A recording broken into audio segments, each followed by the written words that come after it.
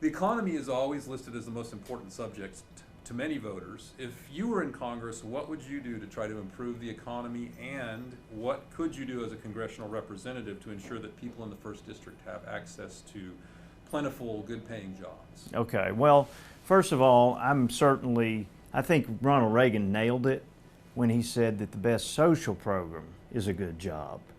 So I think that when we adhere to our command that was given us in the preamble to the Constitution, we're here to secure the blessings of liberty to ourselves and our posterity.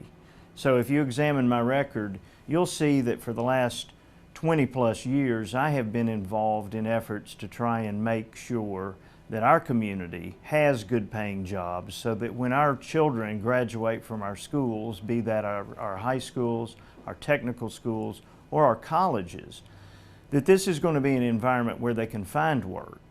So what I have done is to help create and revamp our economic development apparatus, starting with the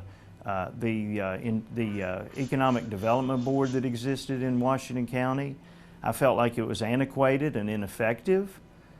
One of the changes that we brought was to bring more private sector people to the table, people who were businessmen and women who knew what it took to create a profitable business and one that could provide employment. That changed the landscape considerably, because up until that time, until I promoted the idea, those boards were dominated almost exclusively by elected officials who knew very little about economic development. And they would roll off and somebody else would come on, and they knew very little about economic development as well. So by making that change, we harnessed the private sector's knowledge, and the results have been great. Now that wound up being the Washington County Economic Development Board, and is now Net Rep, which includes Carter County and Unicoi County. So here's my answer to your question. What I'll do as a congressman is help connect those dots, because I'm the only one in this race who really knows where the dots are. I've been involved, and so I have a lot of trust from the people in Kingsport, the people in Bristol, the people in Johnson City. Here's the little secret. They don't all trust each other, but they all trust me. And so when we are able to work as a region, and even more broadly as a congressional district, then it's going to yield results. I have spent time in all of the counties with most of the industrial recruitment folks and economic development officials, and I can tell you that the best example of how to do it, Hamlin County. We can learn from them. We can benchmark with one another. We can cooperate with one another and start to bring work and employers who are not coming here now because they find us disjointed. Here's a biggie. The MSA of Johnson City is separate from the MSA for Kingsport and Bristol. Now that's an obstacle that our economic development professionals need not surmount. We just need to get the MSA unified. It used to be that way. So if we have a single MSA for Johnson City, Kingsport, and Bristol, then we will be able to be viewed as a region by outsiders, rather than having to explain to them that we're a region, because the MSA will speak volumes. You know who's in charge of that? The Office of Management and Budget. And as a congressman, I will petition them to change that MSA, because there's really no logical reason that it got separated out in the first place. What is the best way legislatively to prevent gun violence, and specifically school shootings and mass shootings? Legislatively, that's a situation where we simply have to follow the roadmap that the Supreme Court laid out in the Heller decision. The Heller decision is the one that defined basically the reach of the Second Amendment, and confirmed, rightly so, that people have the right to keep and bear arms in their home. And so when we look at things like Sandy Hook, when we look at other episodes, most of the time mental illness is involved. Most of the time somebody didn't do their job properly in evaluating an application for a firearm. Most of the time there are things in place that could already prevent gun violence. And we just need to redouble our efforts and make sure that the people who are in charge are accountable. Legislatively, anything that would happen would have to comport with the Heller decision. What is your plan for fixing America's immigration challenges? Well, that's a question that could take multiple interviews, okay? Because first of all, you have to define what those challenges are. It starts with making sure that we know who is here, which starts with having a secure border, north and south. It is just a no-brainer that people should not be entering our country without permission to do so. Now, some people call those illegal immigrants. I call them trespassers. If they were coming into your home, you'd view them as a trespasser, not a welcome or pseudo-welcome person. Now, the immigration system needs to provide opportunities for folks in foreign lands to come here and to build a life. I mean, that's what our country is all about. That's what my grandparents did, Jeff, on my mother's side. In 1909, Gus Stevens, now that's an Americanized version of Gustave Steffa. He came from the country of Albania into the United States the right way, passed through Ellis Island, was processed. He had the clothes on his back and a few dollars in his pocket. The plan was for him to call for my grandmother after he got financially secure and up on his feet. You know how long that took? 12 years. She joined him in 1921. Now, World War I had something to do with that because there was no transatlantic traffic. But they settled in Greenville, Tennessee. He was a successful restaurateur, but he wasn't at first. You know, he worked on the docks in New York City, he worked in Philadelphia in a similar capacity, ultimately made his way to Knoxville, and then had the courage and the backing to buy a restaurant in Greenville. There were no prouder Americans that you would ever see, and I never knew my grandfather, but my grandmother, who spoke broken English but lived with us in the latter years of her life, could say with crystal clarity, "God bless America." So I know from firsthand experience what it's like to have folks who were here for generations, as my father's family was. I know from personal experience what it's like to have a first-generation American as my mother. She was born here, born in Greenville.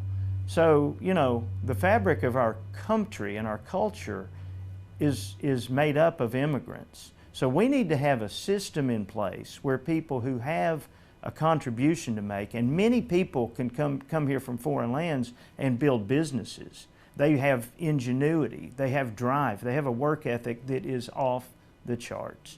And we need that in our culture. So when we're talking about the issues, the border has to be sealed. The system has to allow for people to come here and seek permanent status, citizenship, or permanent residence. We have to have a guest worker program that functions.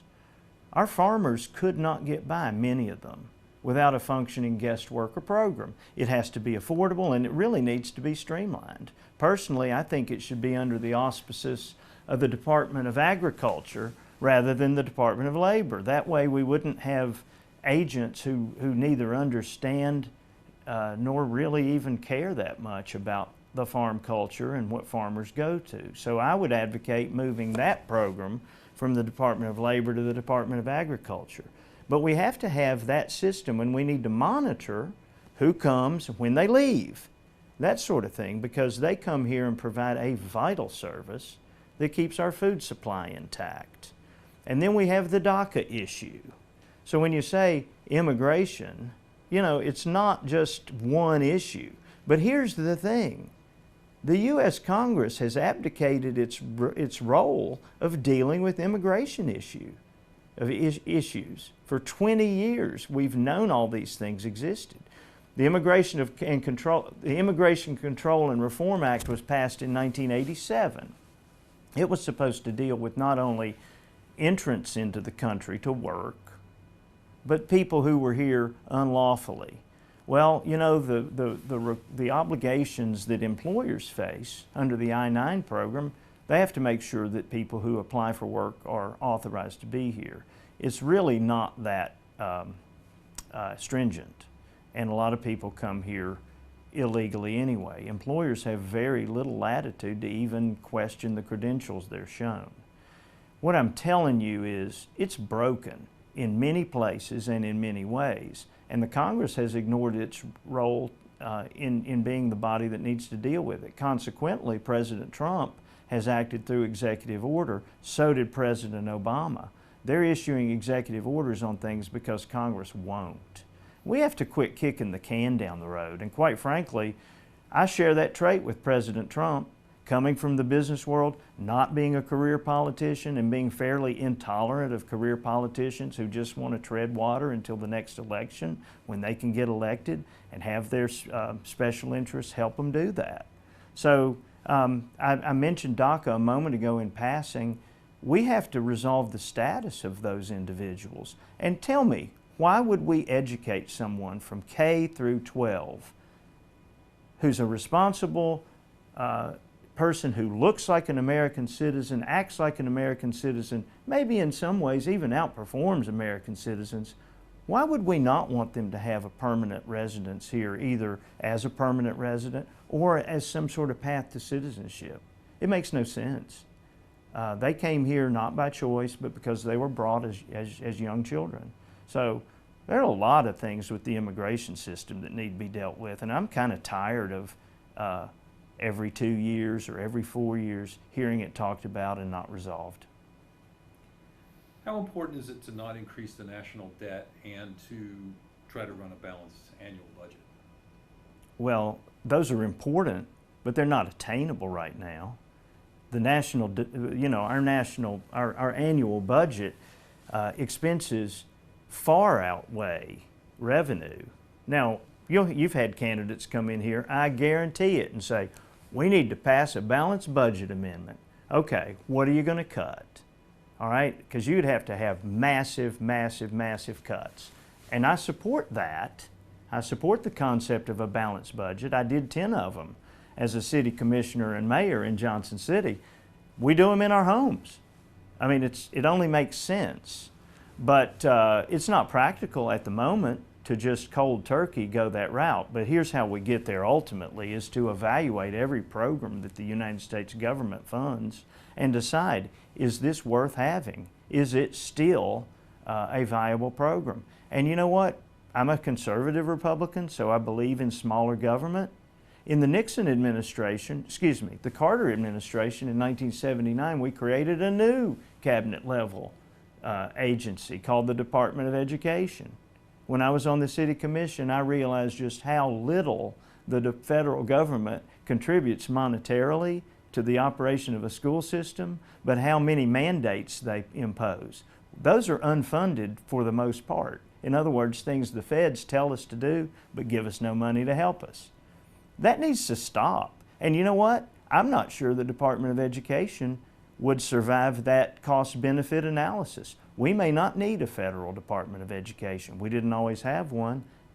I believe in leaving that up to the state and local officials to deal with education issues because we pay for most of them anyway. We might as well be the decision makers. Now, the national debt, wow. I mean, it's mind-numbing. And one of these days, those chickens are going to come home to roost. One of these days, interest rates are going to rise. The greatest expense in a few years that the federal government is going to be paying is interest. Interest on the debt. Not paying off principal, but interest. Now that's so irresponsible, you know? And when we talk about providing, securing the blessings of liberty to ourselves and our posterity, we're saddling our posterity with smothering debt. We really need to start dealing with it. And that's across the board. Every program needs to be assessed, and we need to cut those that aren't enhancing people's lives, and quite frankly, entitlements are going to have to be addressed. What, if anything, do you think President Trump could have done better in his handling of COVID-19? Well, you know, we're plowing such new ground. I'm kind of willing to give everybody a pass on that because it is so new. There aren't many people around who lived through the Spanish flu of 1918. What could he have done better? I don't know. Governor Lee last night said, hey, you know, does it help if I wear a mask? I'm not certain. Does it hurt? No. Is it an inconvenience? No. People need to be responsible in their interactions with other people. And as far as the government is concerned, I think there were maybe some early declarations that it was a hoax. Well, it's not a hoax. I think we all know that. So maybe being a little less willing to label something a hoax when it is a true threat to our health and our prosperity. But you know, it was sort of something that we've been learning as we go. I think the focus should have been from day one, or as close to day one as possible, on finding a vaccine. I think the best minds, the best scientists are working on it now. Hope they have one soon. I think that's the thing that'll restore American life and restore the roaring Trump economy quicker than anything. Do you believe climate change is real, and if so, what do you think is the best method to combat it? Yeah, climate change is, you know, it's almost one of those phrases that just causes people to be polarized. We are seeing the effects of weather pattern adjustments. You know, weather's not like it was. Now, what do we do to address it? I think we have programs in place that have made our fossil fuel emissions decrease. One of the programs I'm really proud of that we did here in Johnson City was to harness the methane gas that was being produced at our landfill and use that to help fuel the VA's operations. It was a very innovative program when we came up with that, and that occurred when I was mayor. You know, we need more thinking like that. We need an energy policy that recognizes that there are going to be new energy sources that can be cleaner and more efficient, and we need to, you know, encourage those. As far as worldwide issues, you know, there are countries that are bigger polluters than us, and we need to put pressure on them to conform like we have. If elected to Congress, what would you do to address the racial tension evident in recent protests, and how would you try to improve race relations in the 1st District? I would convene a task force of people who are already, you know, fighting the good fight, and I would just encourage some, you know, some dialogue. I think that the ad hoc, at first peaceful demonstrations were useful. Once they turned violent, you know, they weren't peaceful protests anymore, they were vandalism. And when you cross that line, your message gets totally lost. In fact, I think that message was somewhat hijacked by people who weren't intent on trying to resolve things, but maybe to just act out. You know, when I was the mayor of Johnson City, our police department commenced what they called community policing, where our police officers went into some of our most crime-prone areas, and they befriended the folks who lived there. Most folks who lived there weren't there because they liked it. They were there because they didn't have options to live elsewhere. Most people want to be safe and secure in their homes. They want to be able to go outside and have their kids go outside and play. Our police officers went into those neighborhoods without cruisers. They were on bikes, they were on foot. They got to know the people who lived there. And consequently, by building those relationships, people began to tell the law enforcement figures when someone came in with ill intent, when a drug dealer was new to the neighborhood. So they helped police their own neighborhood. But you know what? The Civil Rights Act was passed in 1964. It guaranteed equal opportunity for all. We're talking hearts and minds here. We just need to be open to one another. We need to trust one another. We need to recognize that this country shouldn't be multiple Americas. It should be one. We're all on the same team here. We need to remember that. We need to remember that we're more alike than we are different. We need to remember that you know, when you walk in somebody else's shoes, you get a perspective. God gave us 2 ears and 1 mouth. I like to use those in equal proportion. You learn a lot more by listening than talking. We just need to be open to that. And you know what? I think that we can make progress in that regard. And I would love to convene a task force to where we listen to one another.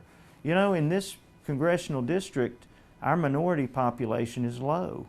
But you may recall, Jeff, a few years ago, we were identified as one of the top places in the United States of America for a minority-owned business to start. And so I think we need to go back to what I said in answer to your first question. The best social program's a good job. When unemployment rates are low, so are crime rates. So are other social matrices. You know, but it starts with our American system, the free enterprise system, the one that I learned about when I was in the Johnson City JCs. This was our motto. Free enterprise,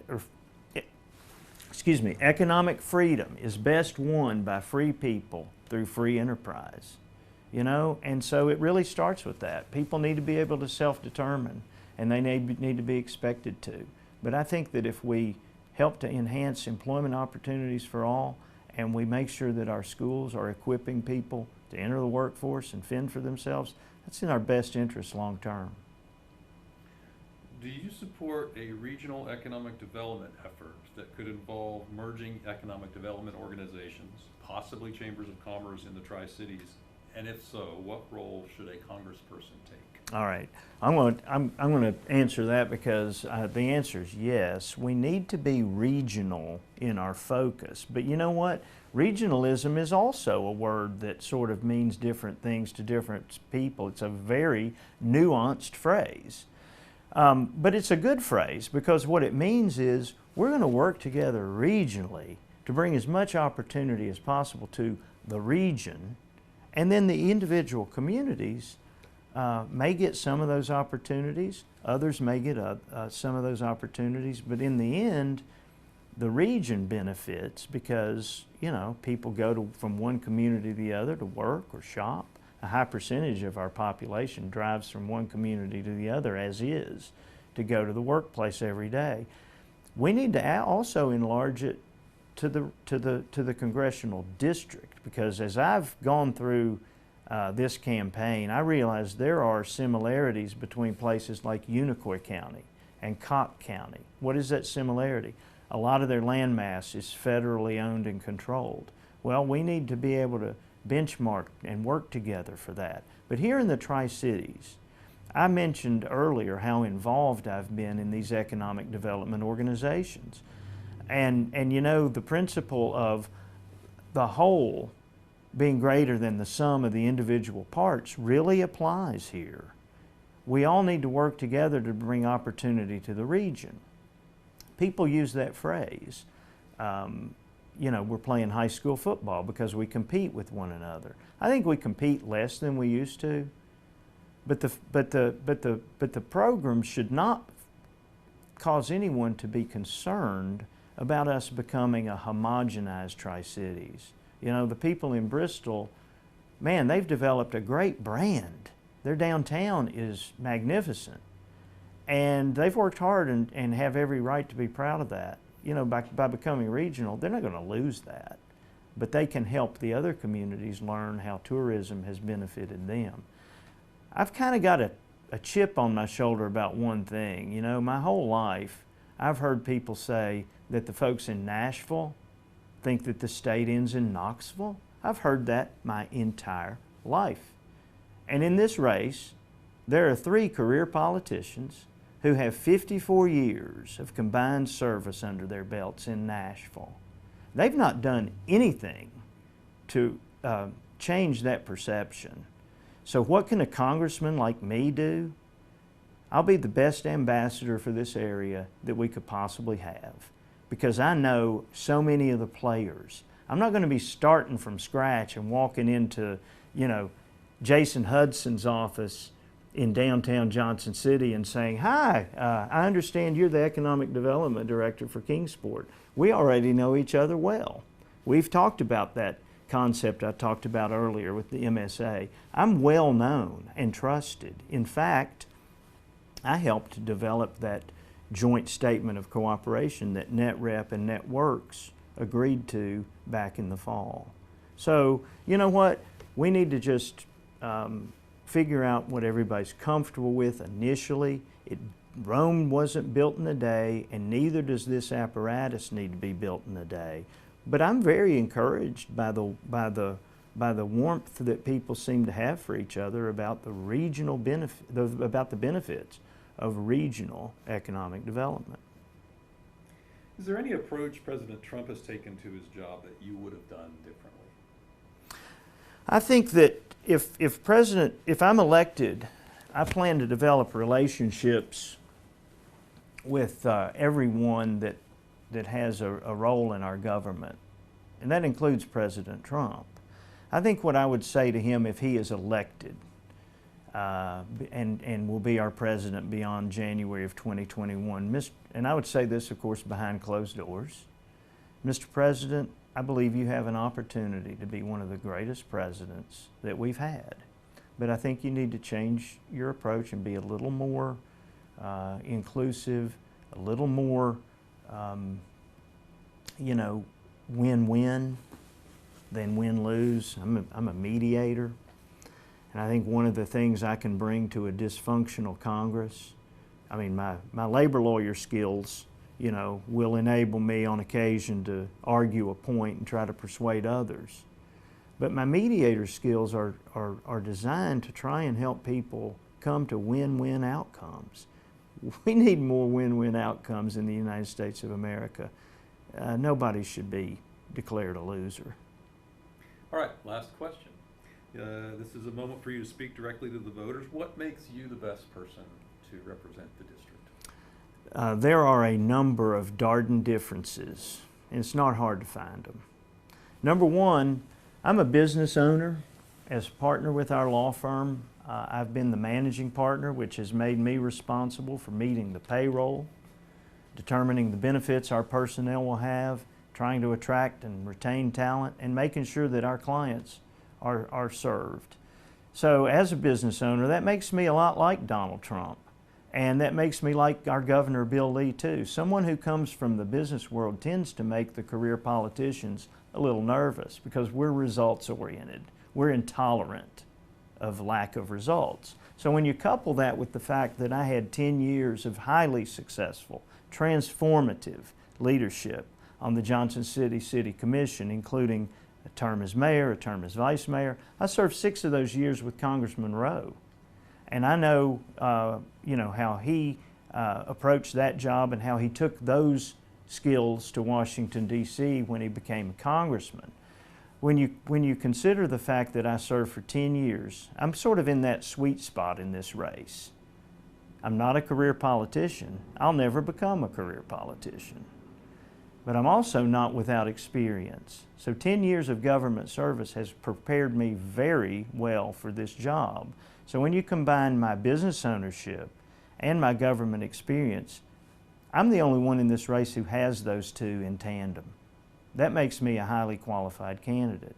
The other thing that I think rounds that out, and as I've said before, my reason for running is pretty simple, and that's to make lives better for the people of the 1st Congressional District. That's all 11 counties plus part of a 12th, which makes it all 12 counties.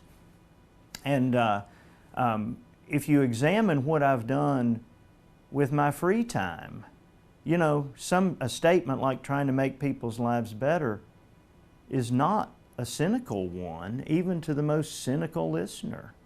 Because beginning with my service as a board member on the Girls Inc. board in Kingsport when I was a baby lawyer, Brenda White-Wright was the director there, and I learned a lot about, young girls who were growing up in single-parent homes, and what their needs were and what they needed from a haven, if you will, to go to after school. I've been on that board. I've been on the United Way board. I've served on the board and am a trustee now at Rocky Mount. I was in the outdoor drama Liberty at Sycamore Shoals And I'm such a student and fan of our history, a lot of which my ancestors figured in. I've got an ancestor, Robert Strain, born in the Urbana Cemetery. He was a veteran of the War of 1812. I have an ancestor in Virginia who was a drummer in General Washington's Continental Army. My father was a World War II veteran. My uncles, 3 of them. So anyway, I think if you examine my life, who I've associated with, the coaching I've done, the volunteer hours I've done, being able to make people's lives better actually makes good sense. But I would dare say that the service I've rendered to other people in a volunteer capacity would outstrip the other 14 people in this race combined. Now, I mentioned the JCs earlier. Their motto was that service to humanity is the best work of life. And I'm a Rotarian now. Our motto is service above self. That's what I bring to the table. I'm the best qualified, the best rounded, most qualified. I just think I'm the answer to where we are right now as a congressional district and as a region. Steve Darden, thank you for coming to see us in the studios, and we appreciate your time. Thank you, sir. Good luck, and hope you have a good weekend. And I want to ask everyone out there, vote for me in the Republican primary. Thank you.